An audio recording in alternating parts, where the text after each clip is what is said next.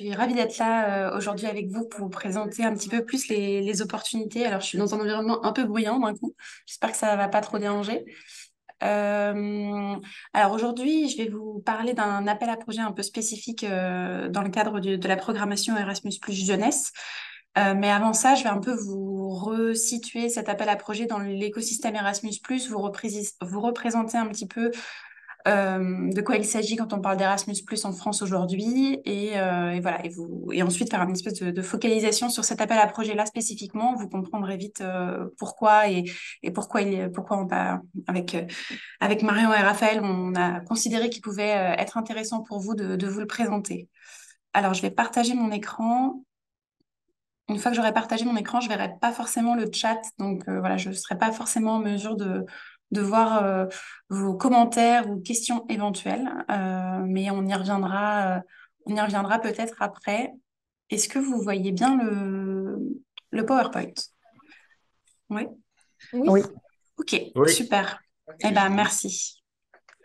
Alors, donc pour vous présenter un petit peu les choses de manière très globale dans un premier temps, vous vous rappelez peut-être que le programme Erasmus+ en France est géré, enfin, est délégué de la part de la Commission européenne à deux agences sur le territoire français. Donc, on a une agence qui se situe à Bordeaux, qui est l'agence Erasmus+ Éducation et Formation, et une agence qui se situe à Paris, qui est l'agence Jeunesse et Sport. Moi, je travaille pour l'agence Jeunesse et Sport.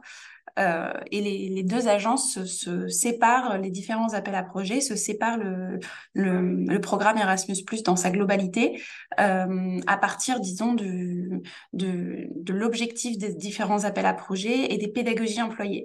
C'est-à-dire que l'agence Erasmus+ Éducation et Formation, qui est à Bordeaux, va plus travailler sur des questions d'éducation formelle, de secteur éducatif, de secteur scolaire. C'est ce qu'on imagine quand on ne connaît pas forcément Erasmus+, et qu'on pense à l'auberge espagnole, les échanges dans les universités, etc. Ça, c'est vraiment le côté éducation et formation. Et ensuite, vous avez une petite partie du programme qui correspond à environ 20% du budget total, qui est l'agence Erasmus+, Jeunesse et Sport. Et donc, cette agence Erasmus Plus Jeunesse, et ensuite, elle se sous-divise dans un certain nombre de sous-appels à projets que je ne vais pas tous vous présenter aujourd'hui, parce que sinon, ça fait un peu catalogue et c'est pas forcément très intéressant pour vous. Mais bon, sachez qu'il y a pas mal d'opportunités qui se présentent. Et donc, le point commun entre tous les appels à projets de l'agence Erasmus Plus Jeunesse et Sport, c'est vraiment tout ce qui a trait à l'éducation non formelle et l'éducation informelle, et donc tout ce qui se détache du secteur scolaire classique. C'est-à-dire qu'on ne pourra pas financer des projets qui se déroulent pendant les temps scolaires, qui se déroulent dans les salles de classe, avec les professeurs, voilà, dans un cadre vraiment formel. Ça, c'est vraiment réservé à l'agence éducation et formation. Voilà, c'est déjà assez important de le dire d'emblée, puisque c'est vraiment un des critères majeurs qui séparent les deux agences, et surtout un des critères d'éligibilité de tous les projets. C'est la pédagogie qui est employée, et ça va être une des premières choses qui va être regardée pour voir si votre projet rentre dans les clous ou pas de notre agence. Ensuite, l'agence Erasmus+ Jeunesse et Sport, elle est intégrée aujourd'hui à l'agence du service civique, dans un groupement d'intérêt public, dans un GIP. Donc, officiellement, l'Agence du service civique, que vous connaissez certainement, qui est un dispositif national, intègre en son sein une partie des programmes européens, et donc deux programmes de l'Agence Erasmus+, qui sont les programmes Erasmus+ Jeunesse et le Corps européen de solidarité.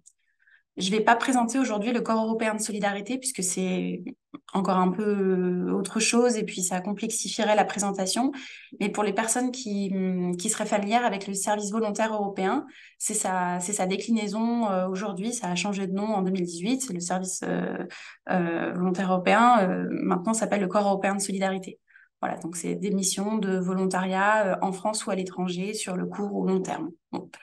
Si jamais c'est une question qui vous intéresse, on pourra également vous envoyer de la documentation à ce sujet, mais je ne vais pas revenir dessus aujourd'hui. Nous, on va vraiment se focaliser sur la partie centrale là, du petit schéma, à savoir l'agence Erasmus+, Jeunesse et Sport. Est-ce qu'il est possible de financer sur les questions de participation des jeunes? Rapidement, je vais revenir sur les pays, programmes avec lesquels il est possible de mener des projets. Euh, Sachant que l'appel à projet que je vais vous présenter, il a la particularité d'être le seul appel à projet de l'agence, de toute l'agence, où il n'est pas forcément nécessaire d'avoir des partenaires à l'étranger. C'est possible, mais c'est pas forcément nécessaire. J'y reviendrai sur la question des partenariats, mais avant toute chose, il me paraissait quand même important de vous rappeler que si vous décidez de mener des projets qui sont transnationaux, avec un ou plusieurs partenaires, vous avez la possibilité donc de faire des partenariats avec les 27 pays de l'Union européenne, avec également 6 pays tiers qui sont donc la Norvège, l'Islande, le Liechtenstein, la Macédoine, la Turquie et la Serbie, mais aussi avec un certain nombre de pays partenaires, donc qui sont les pays du Caucase, les pays de la zone Sud-Med et éventuellement la Suisse dans certains cas spécifiques.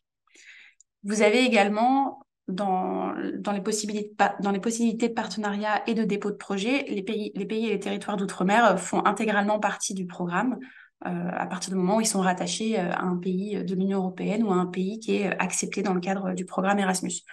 Donc voilà, les possibilités de partenariat sont quand même assez larges et pas uniquement destinées aux 27 pays de l'Union européenne. Ça, c'est quand même assez intéressant à avoir en tête quand on pense un peu une coopération transnationale. Ensuite, le programme Erasmus+, dans sa globalité, pas forcément seulement son volet jeunesse, mais dans sa globalité, il est régi par un certain nombre de règles, beaucoup de règles, et la doctrine principale est rédigée dans un très gros guide qui fait 400 pages, le guide Erasmus+, qui reprend l'intégralité des dimensions légales, des critères d'éligibilité, etc., etc. Mais il y a aussi une partie sur le contenu qui est très importante, sur le contenu des projets et sur quelle est la vocation de ce programme Erasmus en Europe et ce qu'il a vocation à soutenir en termes de contenu de projet. Aujourd'hui, dans sa programmation actuelle, donc là, le programme Erasmus, il a une programmation de 2021 à 2027 avec les mêmes priorités qui ne bougeront pas jusqu'en 2027. Et ces 4 grandes priorités, ce sont les 4 que vous voyez sur le PowerPoint, à savoir l'inclusion et la diversité, la participation à la vie démocratique, aux valeurs communes et à l'engagement civique, la protection de l'environnement, la lutte contre le changement climatique et la transformation numérique et l'éducation numérique. Alors, ça ne veut pas dire que tous les projets qui sont financés et déposés auprès des agences Erasmus doivent avoir comme thématique unique ces 4 thématiques. Mais ça veut juste dire que dans l'intégralité des projets, ces 4 angles-là vont être plus précisément analysés et regardés. Et dans les dossiers de demande de subvention, on va vous demander dans quelle mesure le projet que vous défendez a vocation à s'inscrire dans la lutte contre l'environnement. Est-ce que vous allez mettre en œuvre, par exemple, quelque chose de spécifique dans ce cadre-là, dans votre projet? Si oui, comment, pourquoi, etc. On finance un certain nombre de projets qui sont dans des thématiques qui sont très, très, très diverses et qui ne sont pas forcément limitées à ces 4-là, hein. Il faut vraiment penser le plus large possible, mais dans les méthodes que vous allez employer, dans la philosophie de votre projet, dans la pédagogie de votre projet, ces éléments-là, ils seront quand même très, très importants. Et ils seront attendus. Enfin, il sera attendu que vous ayez eu une réflexion en interne sur ces 4 axes-là. Les 4 axes sont pas, comment dire, les 4 sont pas complètement obligatoires. C'est-à-dire si votre projet il a aucune composante numérique parce que ça ne s'y prête absolument pas, c'est pas éliminatoire. En revanche, il faudra le dire quand on vous posera la question dans le formulaire de demande de subvention. Est-ce que vous avez prévu une composante numérique et si oui, laquelle? Est-ce que vous avez prévu une dimension d'éducation au numérique? Si ça en a pas, il faudra expliquer les raisons pour lesquelles ça ne l'est pas. Voilà, donc ça, c'est les grandes priorités du programme. Et ensuite, l'agence Erasmus Jeunesse, pour laquelle moi je travaille, met aussi en œuvre, enfin, met aussi des petits points de focalisation sur un certain nombre de priorités qui sont un peu plus spécifiques et qui seront un peu plus regardées de près. Par exemple, la santé mentale, la ruralité, voilà, des thématiques plus spécifiques d'inclusion, par exemple la lutte contre les discriminations, le handicap, etc., la participation de jeunes en situation de handicap au programme. Ça, c'est disons, des déclinaisons de ces grandes thématiques auxquelles l'agence Erasmus Plus Jeunesse est un petit peu plus attachée. Mais voilà, de la même manière, il ne s'agit pas de mener des projets uniquement dans ces thématiques-là, mais il faut le penser de manière un peu transversale dans la mise en œuvre des projets. Vous voyez donc que la question de la participation à la vie démocratique, de la participation des jeunes, c'est à la fois un appel à projet, que je vais présenter juste après, et à la fois une grande priorité transversale du programme. Donc ça montre vraiment que c'est un élément qui est très important pour la Commission européenne, très important pour le programme Erasmus, et qui va vraiment être soutenu. Et c'est aussi pour ça que nous, bah, on continue à, à faire connaître les opportunités de financement, parce qu'il y a vraiment une ouverture pour les structures et les collectivités qui travaillent déjà sur ces sujets-là. Il y a vraiment des opportunités qui existent aujourd'hui et qui sont soutenues par le programme. Alors, sans rentrer dans trop de technicité des appels à projets, je vous l'ai dit tout à l'heure, je voulais éviter l'effet catalogue, mais pour être un peu, vous présenter un petit peu comment s'organisent les différents appels à projets, ça s'organise en actions clés. Donc, il y a trois grandes actions clés. Tout à l'heure, Marion disait que moi, je suis chargée de mission sur la KA1. KA, ça veut dire Key Action, action clé. Donc, moi, je travaille pour l'action clé 1. Les trois actions clés, elles répondent chacune à un besoin spécifique qui a été identifié. Donc, la première action clé, elle répond à la question de la mobilité, à l'acquisition de compétences à travers la mobilité. La deuxième action clé, elle permet de partager, de créer à travers une coopération entre organisations. Donc, elle a plus vocation à s'adresser aux structures elles-mêmes qu'aux jeunes, alors que la première, elle s'adresse vraiment aux jeunes. Et la troisième action clé, qui elle a vocation à élaborer des nouvelles politiques publiques au niveau de l'Union européenne. La troisième action clé, elle n'est pas gérée par l'agence Erasmus Plus Jeunesse, elle est gérée directement par la Commission européenne à Bruxelles. Donc, si vous voulez vous renseigner sur cette troisième action clé, si les questions des politiques publiques, c'est vraiment le cœur de votre sujet, je vous encourage à aller regarder le site centralisé de la Commission européenne qui reprend aussi les règles de cet appel à projet très spécifique, enfin, de ce type d'appel à projet très spécifique. En tout cas, là, aujourd'hui, on va se focaliser sur l'action clé 1, sur l'acquisition de compétences grâce à la mobilité, mobilité ou pas, on y revient juste après. Mais voilà, c'est sur cette partie-là qu'on va parler aujourd'hui. Et cette action clé 1, elle se divise à nouveau en un certain nombre de types d'appels à projets que nous gérons tous donc à l'agence Erasmus Plus Jeunesse.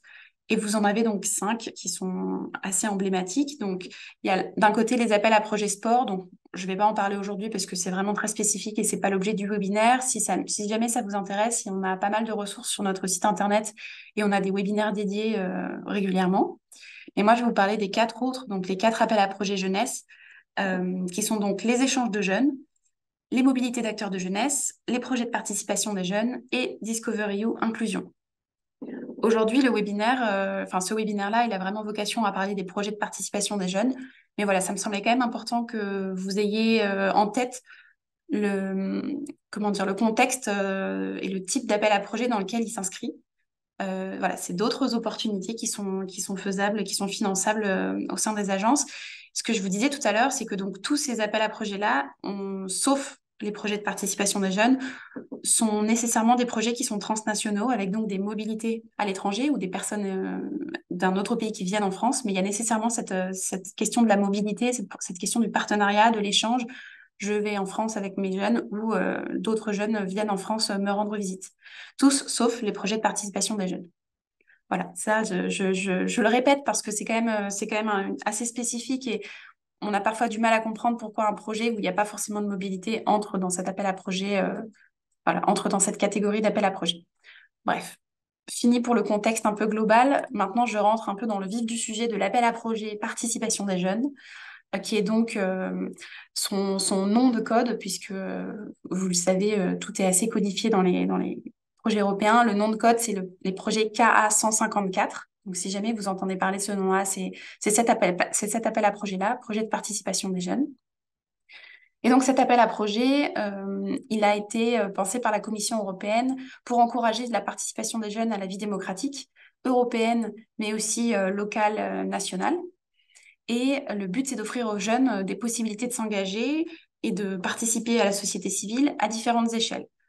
Euh, les objectifs vraiment généraux du projet, de cet appel à projet, c'est de faire entendre la voix des jeunes, qui puissent exprimer leur point de vue, leurs opinions sur sur des sujets qui les concernent, sur les sujets sur lesquels ils ont envie de s'exprimer.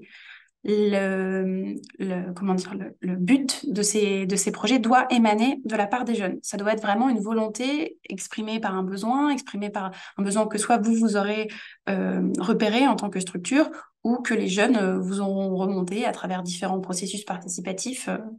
On pense par exemple aux conseils municipaux de jeunes ou à ce type d'instances qui peuvent faire remonter aussi des besoins de la part des jeunes, des envies, des opinions spécifiques.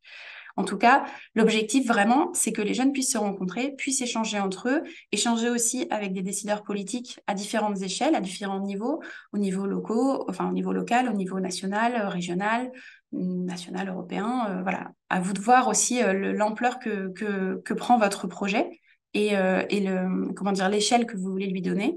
Il y a plusieurs possibilités. Euh, mais tout à l'heure, je vous parlais des priorités du programme, l'inclusion, le numérique, etc., etc. Là, on voit que l'objectif, c'est de faire se rencontrer les jeunes. Et ensuite, la thématique du projet est presque secondaire, en fait, puisque l'objectif, c'est vraiment la pédagogie qu'il va y avoir derrière et la méthode de rencontre des jeunes, le fait que les jeunes puissent avoir une voix qui sera portée, etc. Et vraiment la thématique du projet. Alors, qui peut déposer un projet pour cet appel à projet? En termes d'organisation, c'est assez large, puisque toute organisation publique ou privée peut déposer un projet dans ce cadre-là, c'est-à-dire des associations, mais aussi des collectivités et des entreprises de l'ESS qui bénéficient du label ESUS, mais je ne suis pas sûre que dans votre réseau, il y en ait. Euh, voilà, à partir du moment où les structures touchent au domaine de l'éducation, de la formation, de la jeunesse, voilà, du secteur jeunesse au sens large, vous êtes éligible pour déposer un projet dans ce cadre-là. Euh, voilà, tant que vous avez une existence légale et que vous travaillez dans ce champ. Il y a également la possibilité, mais je ne vais pas trop m'attarder là-dessus parce que je ne pense pas que ça vous concernera, mais il y a la possibilité pour des groupes informels de jeunes de déposer des projets. Groupe informel, ça veut dire un groupe d'amis qui n'est pas forcément organisé en association 1901. Voilà, ils peuvent déposer un projet. Alors, il y a certaines règles à suivre, hein. Il faut qu'il soit minimum quatre, il faut qu'il y en ait au moins un de majeur dans les quatre ou plus pour pouvoir être le représentant légal, mais ils n'ont pas forcément besoin d'être une association loi 1901. C'est assez spécifique, c'est vraiment pour des groupes d'amis ou voilà, un groupe comme ça, hors radar d'une structure. Ensuite, quels sont les territoires sur lesquels peuvent se mettre en œuvre ces projets-là? Quelles sont les échelles de ces projets? Donc, je l'ai dit, mais je me répète, les projets peuvent être à la fois, enfin, peuvent être locaux et ou nationaux et ou européens. C'est-à-dire que locaux ou nationaux, ça veut dire que vous n'aurez pas forcément de partenaire à ce projet-là. Ça peut être vous tout seul qui déposez un projet, ça peut être vous avec un partenaire français et ça peut être vous avec un partenaire européen. Les uns sont pas excluants. Enfin, je sais pas comment dire, mais vous pouvez avoir un partenaire européen et un partenaire français. Vous pouvez avoir deux partenaires français. Vous pouvez avoir voilà. À vous de créer votre projet en fonction de votre besoin, en fonction de ce que vous avez envie de mettre en œuvre. C'est très flexible. Je vais le redire plusieurs fois après quand je vais vous parler des possibilités de financement. Vous allez voir, en fait, il n'y a pas deux projets de participation des jeunes qui se ressemblent, puisqu'il y a une grande flexibilité à la fois dans le contenu, donc dans la thématique, il y a une flexibilité dans le partenariat, dans la création du partenariat ou pas, donc mettons dans le consortium qui va porter le projet, et il y a une flexibilité budgétaire qui est également très forte. Donc voilà, c'est assez difficile de donner des exemples de projets types puisque il y a plein de choses qui sont possibles. Tout n'est pas possible, mais il y a plein de choses qui sont possibles.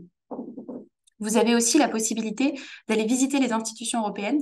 Ça, je pense que c'est quelque chose qui peut être assez intéressant. Il y a pas mal de structures publiques qui utilisent cet angle-là de cet appel à projet.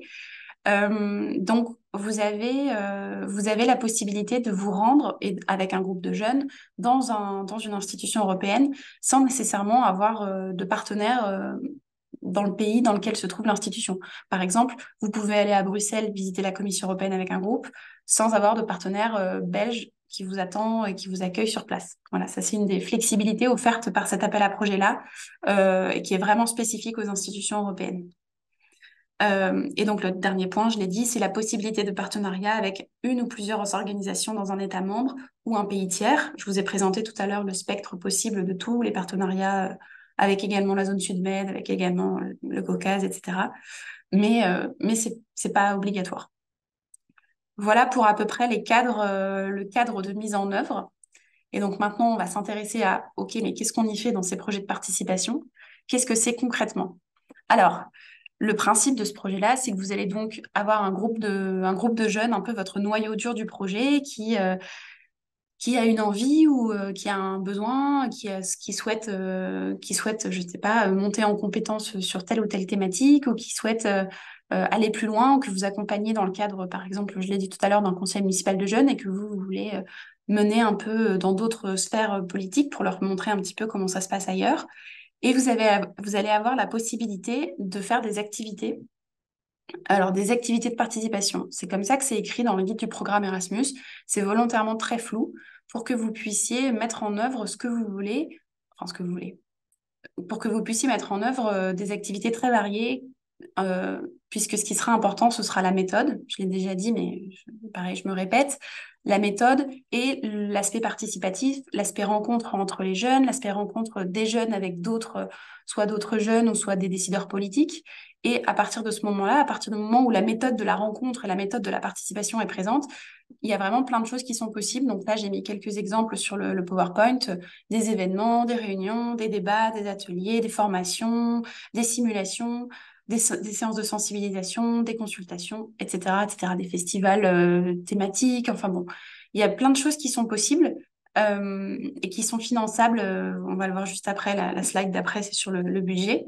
Mais voilà, le format est assez large et cet appel à projet-là, il est fait de sorte que ce soit un peu à la carte, c'est-à-dire que vous allez pouvoir ajouter des activités à votre projet en fonction de vos besoins et de vos envies surtout.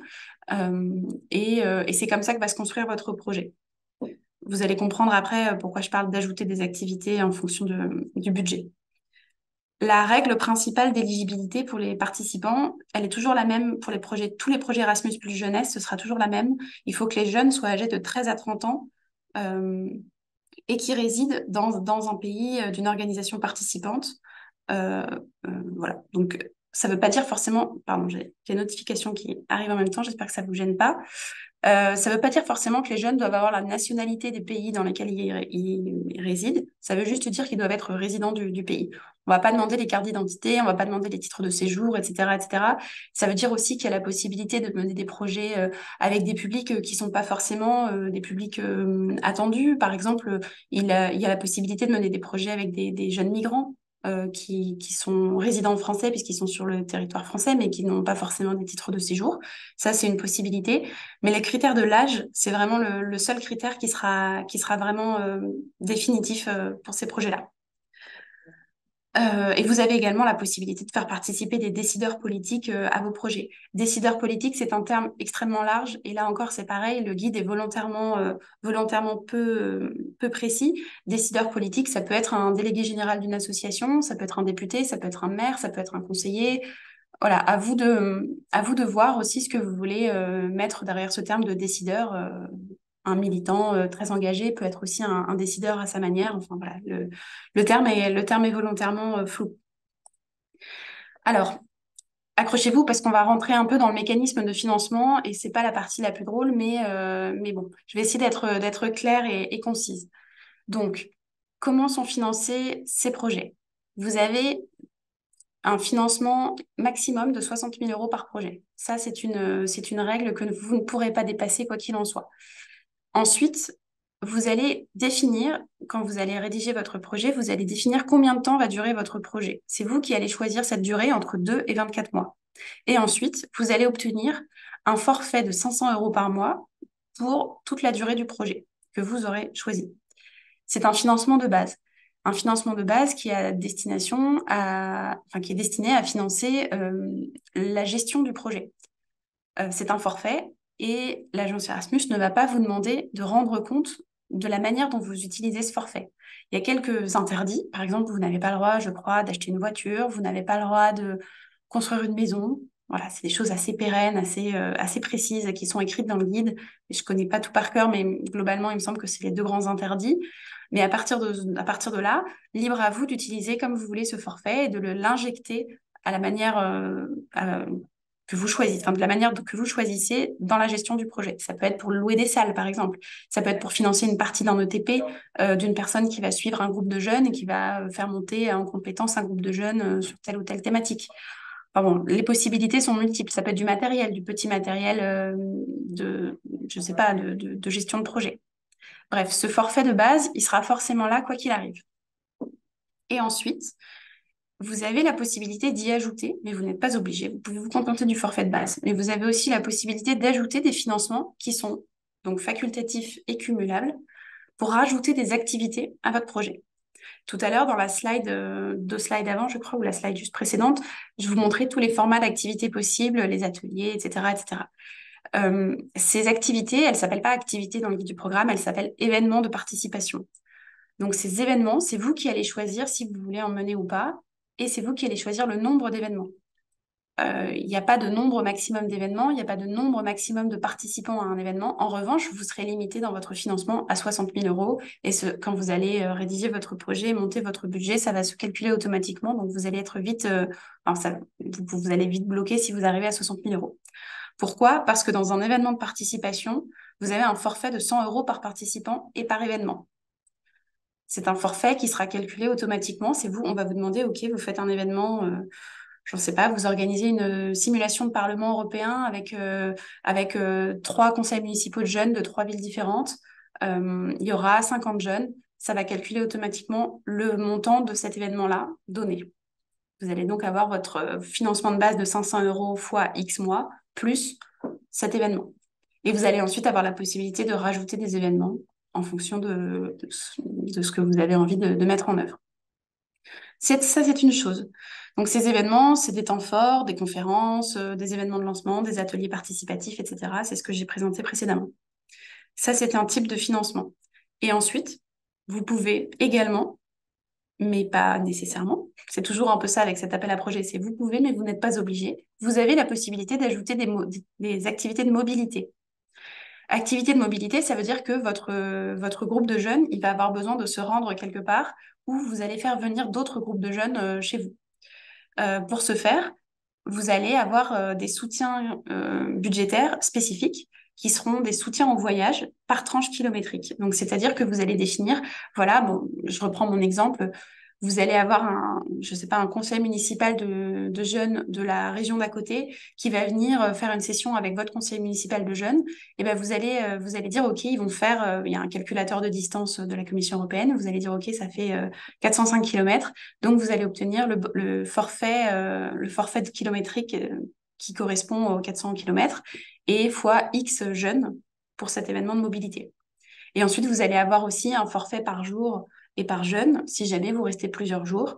Voilà, ça c'est en fait c'est un peu les forfaits de base des échanges de jeunes. Alors je sais pas si j'ai vu que pas grand monde avait déjà déposé des projets européens, mais si jamais vous déposez des échanges de jeunes, c'est comme ça que c'est calculé en fait. Vous avez un forfait de voyage et ensuite vous avez un forfait par jour et par personne pour soutenir les activités, pour soutenir la nourriture, l'hébergement, etc.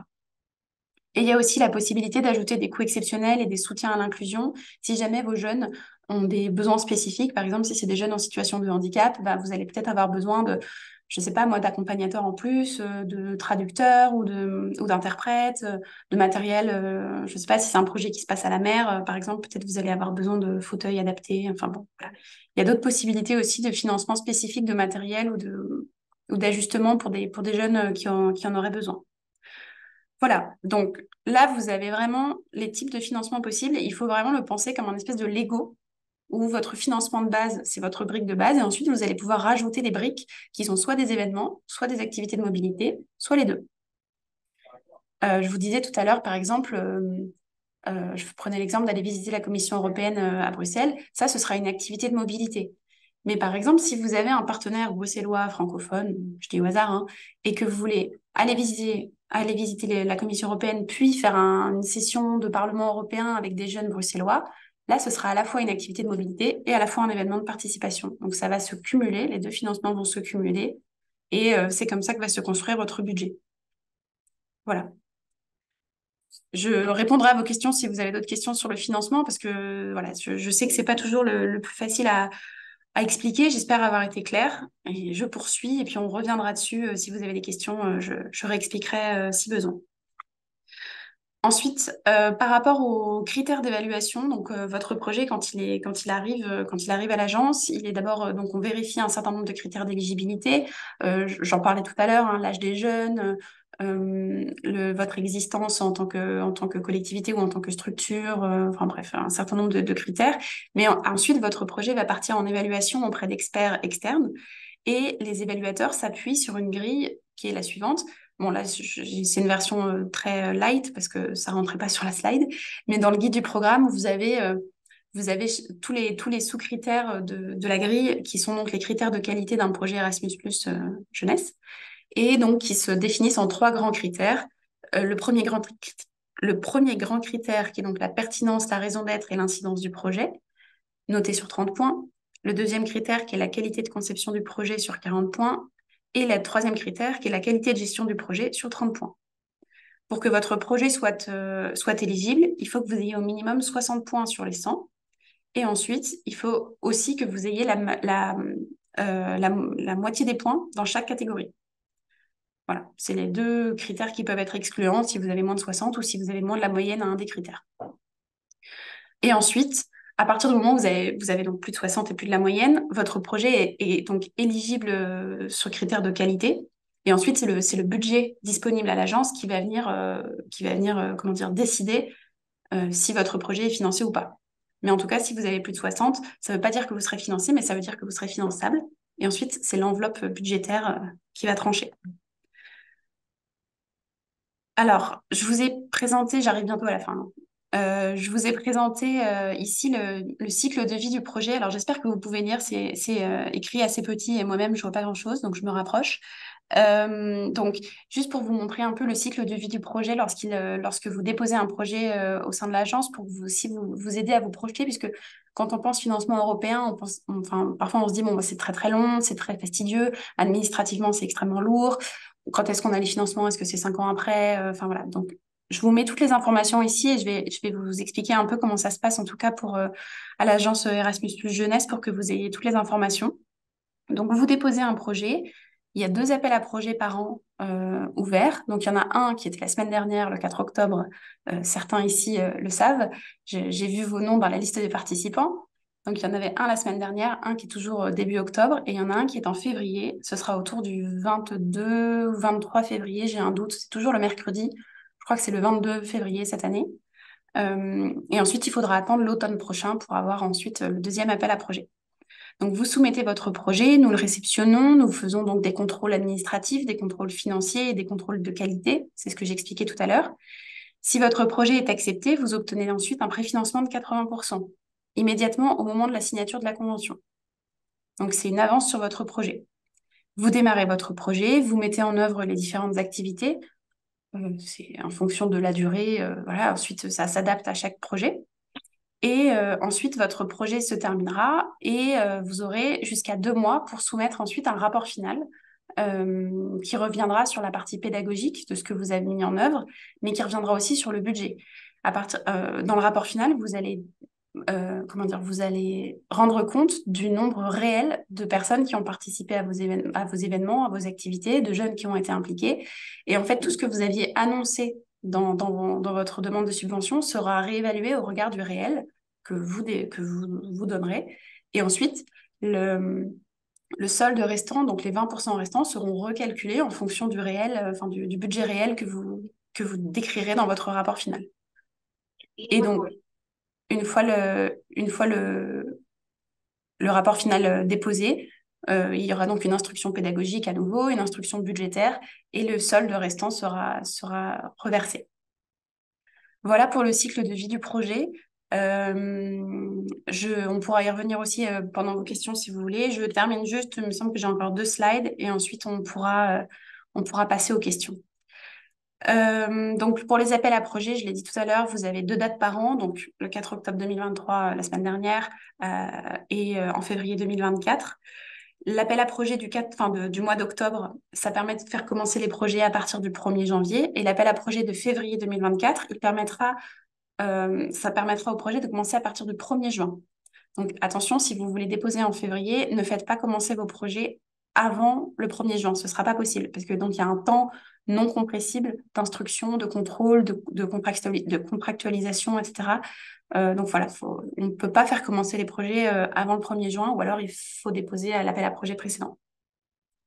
Voilà, donc il y a une plateforme unique de dépôt de projet. Bon là, j'imagine que c'est encore un peu loin pour vous, mais sachez que tout se passe sur une plateforme de dépôt de projet. Tout est automatisé dans la mesure où le budget est calculé automatiquement en fonction des forfaits dont je vous ai parlé tout à l'heure.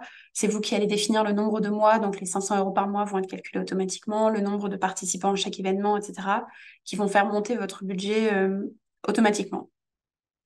Voilà. Et enfin, quelques ressources que j'ai compilées ici. De toute façon, le PowerPoint vous sera envoyé, donc vous pourrez cliquer sur les liens. Voilà, vous avez une fiche de lecture qui permet de reprendre un petit peu plus en détail tout ce que je vous ai expliqué là. Le lien vers la plateforme, le lien sur les outils informatiques pour vous créer un compte unique et un code qui permettra de recenser votre structure.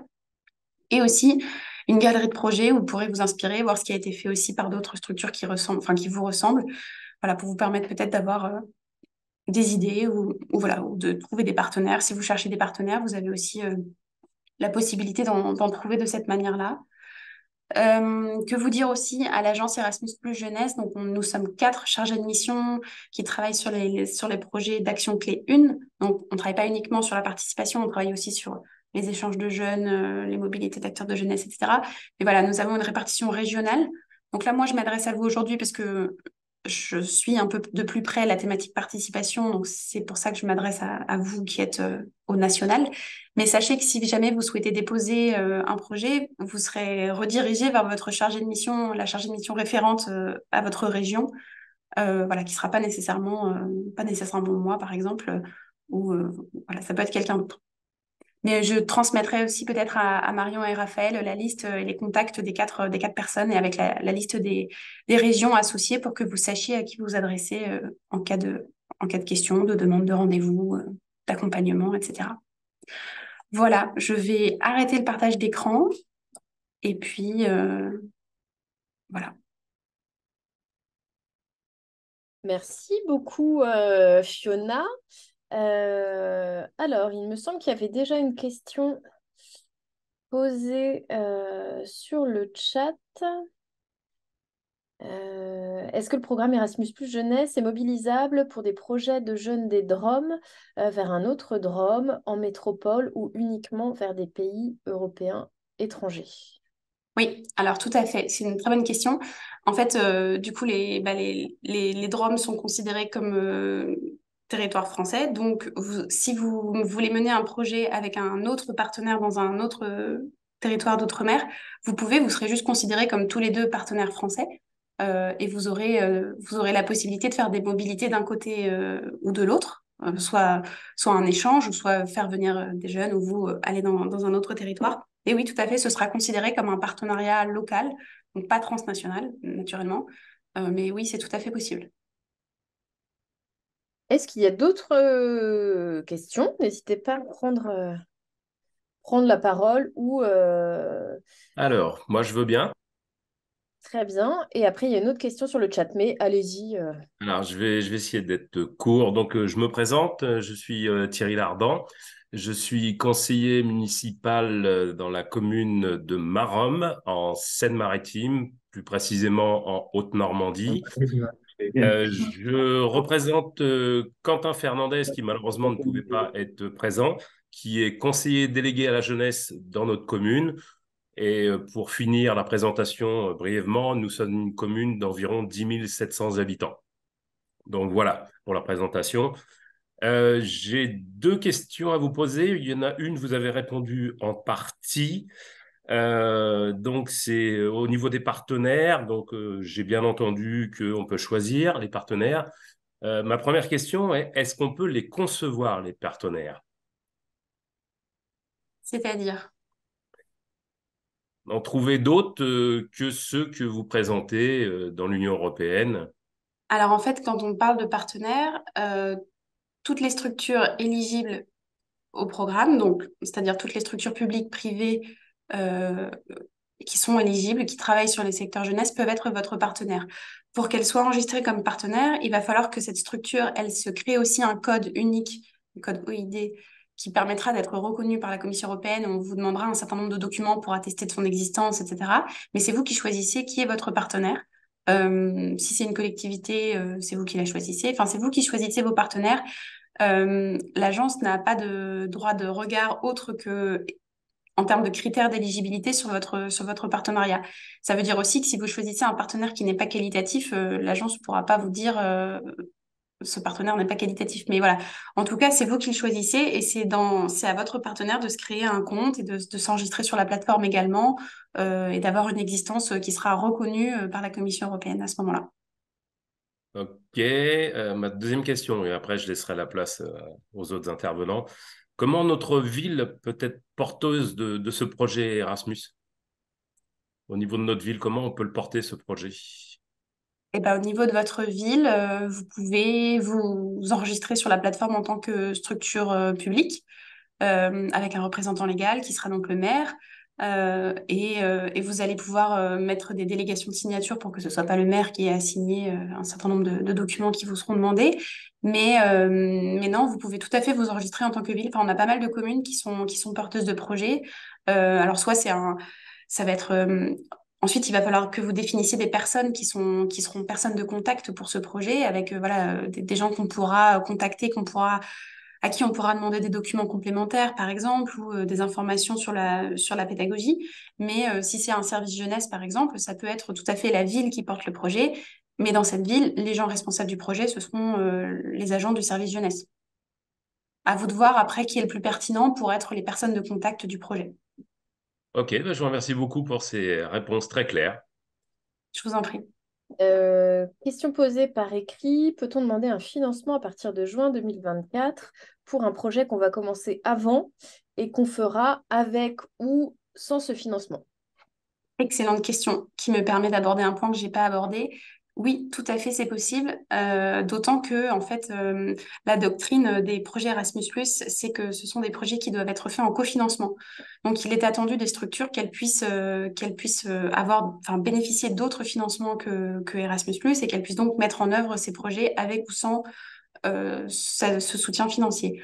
On ne se leurre pas, on sait bien que l'obtention de la subvention Erasmus+, souvent, est quand même à l'origine du fait que le projet ait bien lieu. Mais voilà, il est quand même attendu que vous ayez des cofinancements. Et donc, c'est tout à fait entendable pour l'agence que vous disiez, voilà, le projet, il a commencé, je dis au hasard, en février. Il y a des actions qui sont menées jusqu'en juin.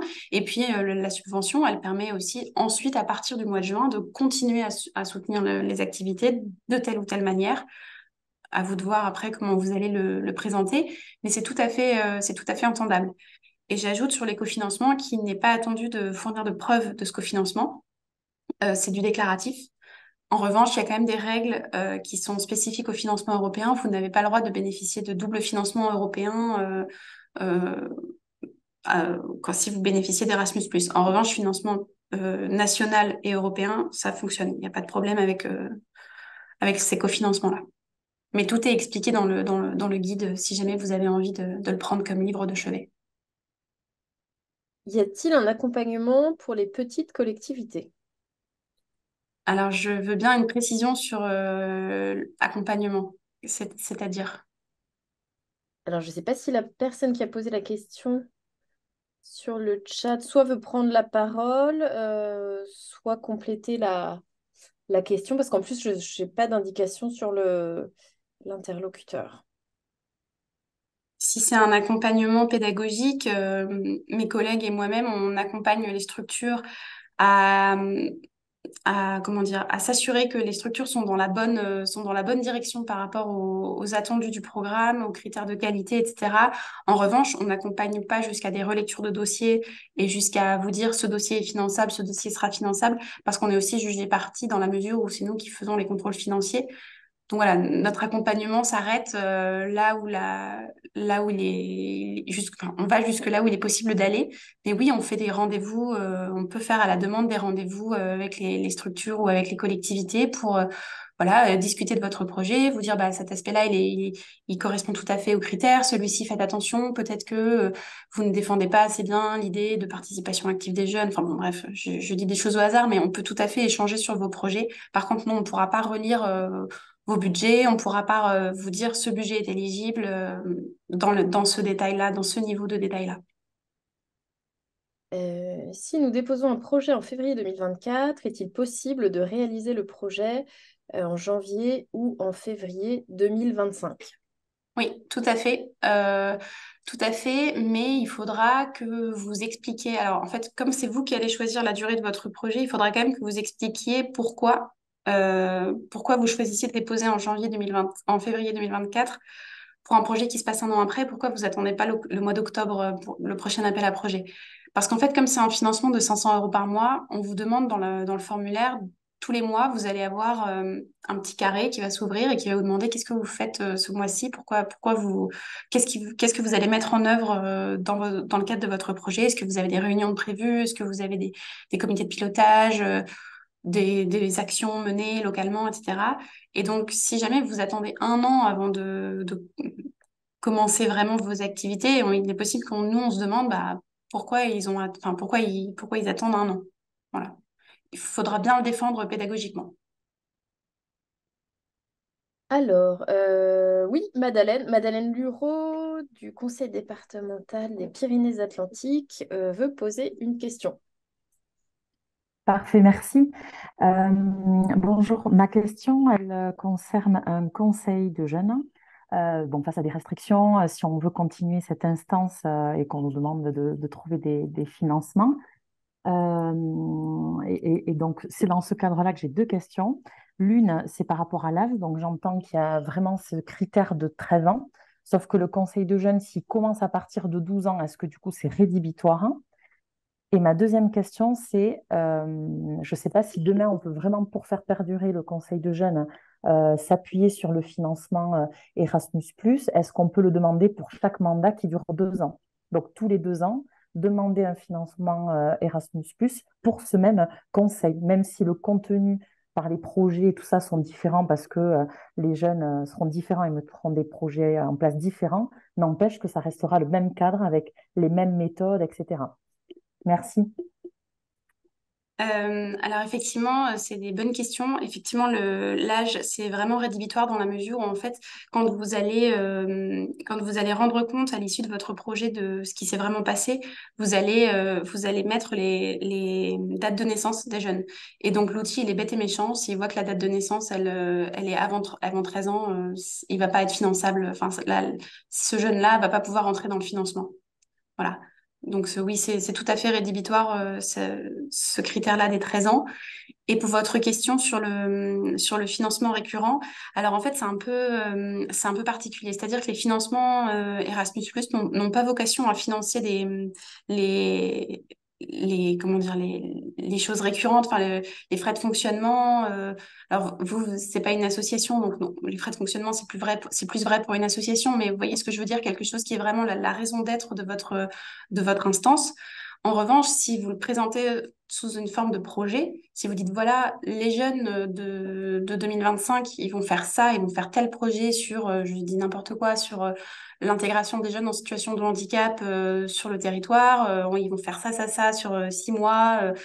Vous voyez, si vous êtes en mode projet, ça oui, c'est tout à fait entendable qu'en 2026, vous disiez, bon bah voilà, les jeunes de 2025, ils ont fait le handicap, les jeunes de 2026, ils veulent travailler sur le développement durable. On reprend pas les mêmes, mais on reprend les mêmes instances et on recommence. Les mêmes pédagogies, les mêmes méthodes, etc. Ça, oui. Mais voilà, c'est dans la manière de le présenter, il faudra bien mettre en position les choses en termes de projet et non de continuité de l'instance.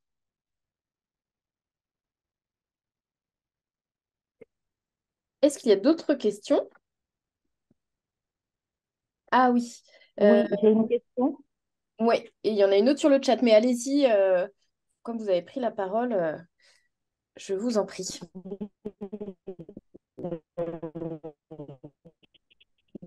Ah, et par contre, on n'entend pas très bien. Je me suis connectée avec mon téléphone, du coup, je ne peux pas lever la main. Pardon. Pas de Et, problème. je ne sais pas comment faire. Et là, c'est mieux? Là, on vous entend, oui. C'est un peu faible parfois, mais C'est on mieux là ou vous pas du entend. tout? Ouais, c'est mieux. C'est bon.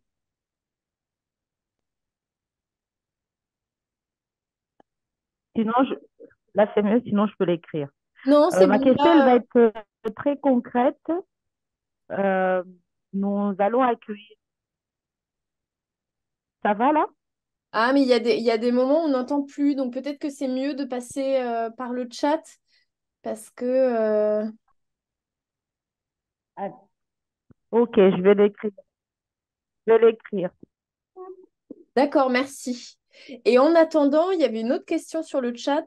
Pour une association qui aurait un projet se déroulant entre mars et juin 2024, au vu du calendrier présenté, est-il trop tard pour déposer une demande? Oui, tout à fait. Pour un projet se déroulant entre mars et juin 2024, il eût fallu déposer à l'appel à projet de la semaine dernière qui finance les projets à partir de janvier 2024. Tout à fait.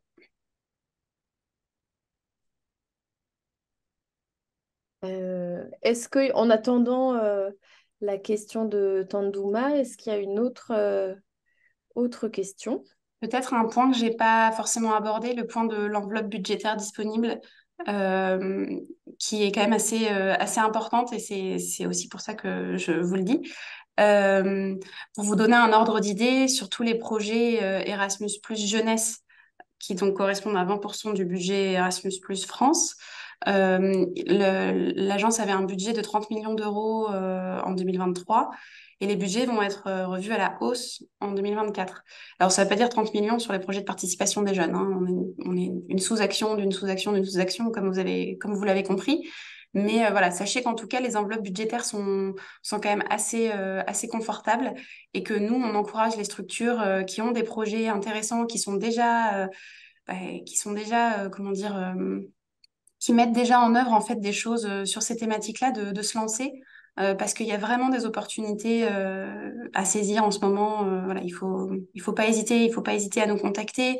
On parlait tout à l'heure d'accompagnement pédagogique pour les petites structures. On a bien conscience que ce sont des appels à projets qui sont un peu impressionnants parce que c'est européen, etc. Et que voilà, ça peut être compliqué de se lancer, mais en tout cas, n'hésitez pas à nous contacter. On organise des webinaires aussi d'accompagnement en amont des dates d'appel à projet.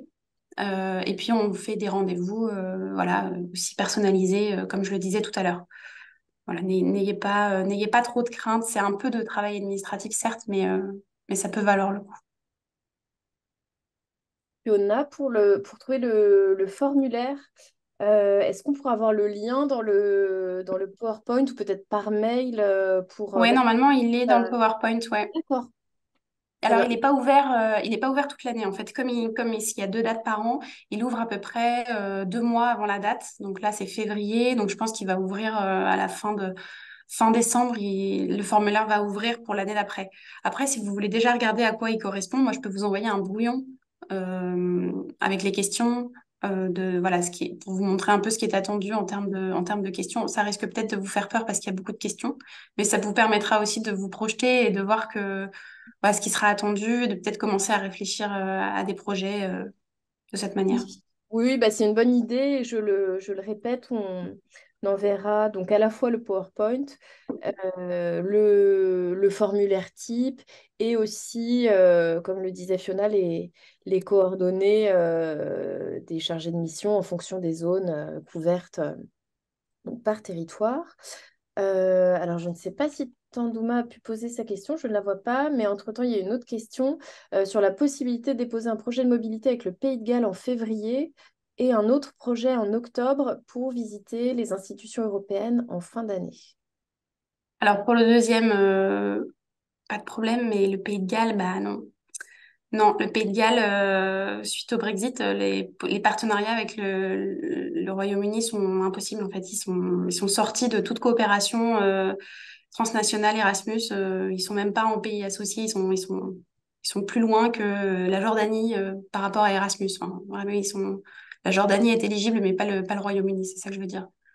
Donc non, je suis désolée, mais le Pays de Galles, c'est pas finançable chez nous.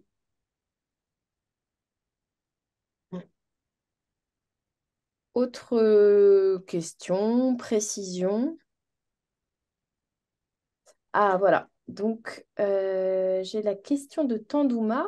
Le CMJ de Mamoudzou souhaite accueillir 2 ou 3 autres CMJ dans la commune pour une journée d'échange autour du patrimoine de la commune par une course d'orientation débat, entre autres. Est-ce que c'est un projet qui peut s'inscrire dans l'appel à projet et y a-t-il un montant minimum de financement? Alors oui, tout à fait. C'est tout à fait le type de projet qui peut s'inscrire. Vous, ce sera un projet local, du coup, j'imagine, ou régional. Les financements des mobilités que je présentais tout à l'heure, ils commencent à partir de 10 kilomètres. Donc, si les groupes viennent de plus de 10 kilomètres, vous allez pouvoir bénéficier de forfaits kilométriques pour faire venir les groupes de plus loin. Tous les montants sont dans le guide. Je les connais pas de tête, hein, je vous avoue, mais tous les montants sont dans le guide avec les tranches kilométriques associées. Et donc, le forfait minimum, alors oui et non. C'est-à-dire qu'en fait, ça va dépendre de la durée de votre projet. Comme vous avez ce forfait de 500 euros par mois, la durée minimum, ce sera la durée de votre projet que vous allez définir. Alors techniquement, le montant minimum, c'est 1000 euros, puisque le plus petit projet, ça pourrait être un projet de 2 mois, seulement avec les 500 euros par mois. Non, bah non, ça fait 1000 euros, pardon. Donc ça fait budget minimum 1000 euros. Mais à ma connaissance, il n'y a pas de projets qui sont déposés pour des si petites sommes, parce que ça fait quand même un peu de travail administratif pour une si petite somme. Bon, voilà. Mais c'est possible. D'autres questions?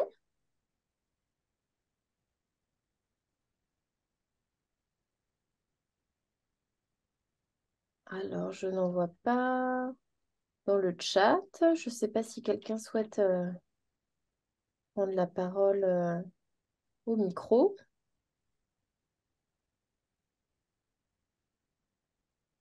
Oui, Non, pas... Ah, bonjour. Ludovic Léger du Conseil départemental de la Seine-Maritime. J'ai pas bien compris tout à l'heure, vous avez dit que c'était trop tard pour répondre à l'appel à projet du 4 octobre pour un commencement du projet en début d'année prochaine? Oui, mais parce qu'on est le 12 octobre. Parce que c'est uniquement un seul jour du coup, l'appel à Oui, en projet. fait, alors les formulaires sont ouverts 2 mois avant la date limite. D'accord, ok. Et la dernière date limite, c'était le 4 octobre. Et Ok, donc, effectivement, le 4 octobre à midi, les formulaires, les formulaires se sont fermés. d'accord, Et c'est la là, il date faut... limite, le C'est 4 ça, octobre. Ok, exactement. Et la prochaine, donc, c'est le mercredi 22 ou 23 février, je sais plus. Enfin, génial. le mercredi autour du 20 février, ce sera la prochaine date limite. Ok, merci. Avec une petite expérience. Et du coup, est-ce que vous pourriez préciser un petit peu, enfin, nous parler un petit peu des attendus au niveau pédagogique, au niveau de la mesure de l'impact du projet, parce qu'il me semble que c'est des critères qu'on doit expliciter, détailler dans les dossiers, ce qui n'est pas toujours évident. Non, ouais, tout à fait. Alors, il y a des questions spécifiques sur l'impact. Alors, il y a comment dire, il y a différents angles qui sont pris pour vous questionner sur l'impact des projets. Il y a un premier angle qui est sur l'impact pour les participants, pour les jeunes, vraiment public cible direct de vos projets. On va vous demander enfin, comment les jeunes vont monter en compétences, quels sont les types de compétences qu'ils vont acquérir, quelles sont les méthodes que vous allez employer pour à la fois acquérir ces compétences, à la fois les valoriser, les identifier, etc. Donc tout le travail autour des compétences en tant que telles. Il va aussi y avoir des questions sur les impacts locaux, nationaux et européens de votre projet. Ça, c'est une question un peu classique qui est dans tous les appels à projets Erasmus. On vous demande voilà, quels sont les impacts locaux, nationaux, européens de votre projet.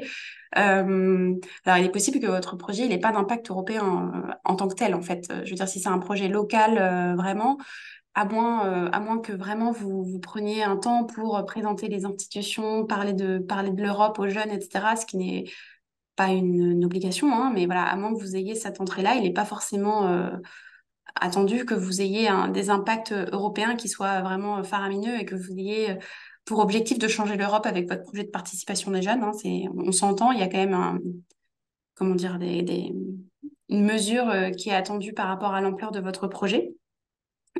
Donc il y a ça. Il va aussi vous être demandé quels seront les impacts pour votre structure, donc votre collectivité ou votre association, votre réseau.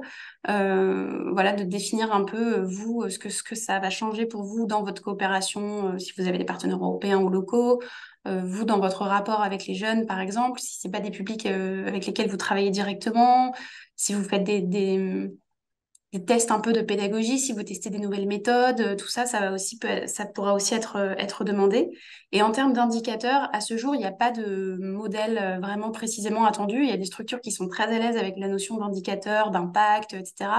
Il y en a d'autres qui ne le sont pas du tout. On a vraiment des structures qui sont très, très inégales en termes de mesures d'impact et de compréhension de ces enjeux-là.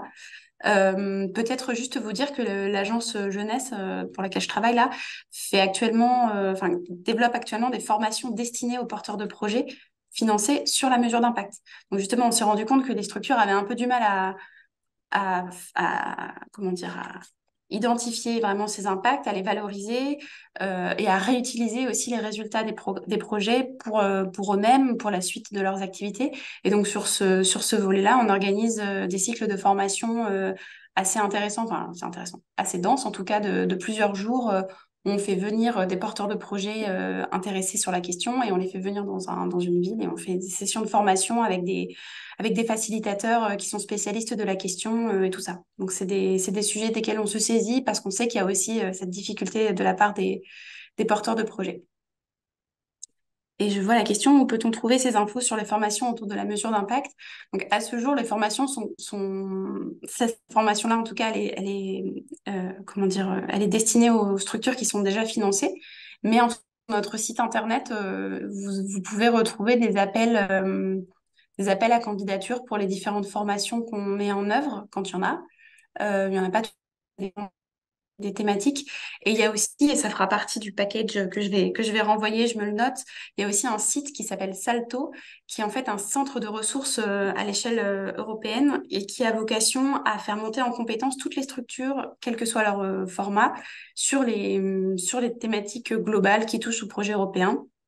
Donc, ça peut être, l'impact en fait partie, mais ça peut être aussi comment assurer que les jeunes sont présents à toutes les phases de la mise en œuvre des projets, comment, je sais pas, monter en compétence sur tel ou tel sujet. Enfin, voilà, il y a une espèce de catalogue de formations qui sont soit en France, soit en Europe, qui sont éligibles, enfin, auxquelles vous pouvez candidater librement.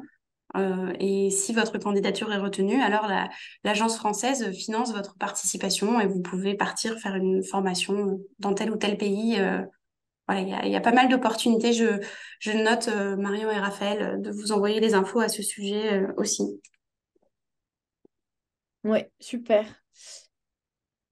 Comme ça, ce sera très complet. Et autre question, c'est une forme de démarche qualité avec une évaluation continue et des critères et indicateurs à définir. C'est bien ça. Tout à fait, c'est exactement ça.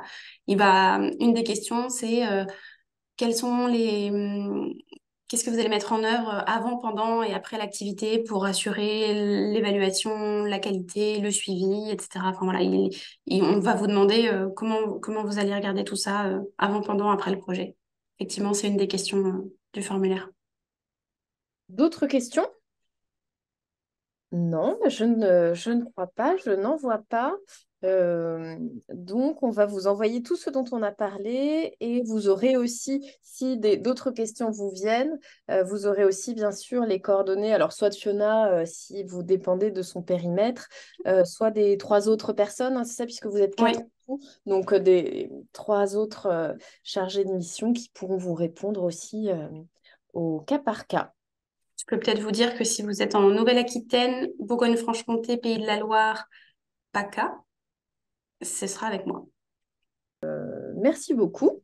Ben de rien, avec plaisir. Je vous envoie tout. Peut-être pas ce soir parce que là, Non, je non, sais non. que j'ai une autre réunion juste après, donc j'aurai peut-être pas le temps. Mais Non, mais bien sûr, et puis on l'a dit, et puis même si c'est lundi, il y avait, enfin voilà, on n'est pas non plus à la minute. Donc quand vous pouvez, ce sera très bien. super. Et ben si jamais vous vous lancez en février, n'hésitez pas à me redire. Et Ah puis oui, je donc ce pense que sera pas avec moi du coup, mais je pourrais quand même jeter un petit coup d'œil et suivre un peu vos projets, hein. Très bien, bah, merci beaucoup. Je pense que ce sera Jean-Marc qui a posé des questions tout à Ouais, l'heure, qui peut-être vous fera signe aussi à ce moment-là. Merci beaucoup. Bah, bon courage pour la réunion qui suit. merci. Ouais, la période est un peu chargée là. Oui, je vois ça. Et à bientôt alors. À bientôt. Au À revoir. bientôt, Fiona. Merci beaucoup.